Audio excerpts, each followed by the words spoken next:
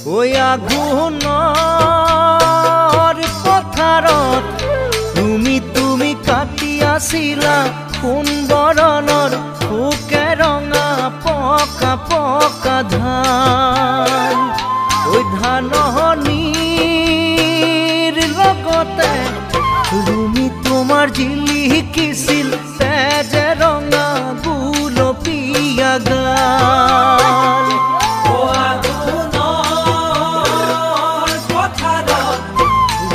তুমি কাটি আছিলা সোণবৰণৰ পোকে ৰঙা পকা পকা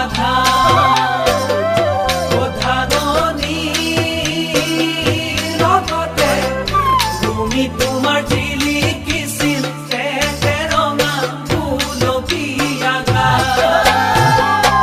কান্ধতে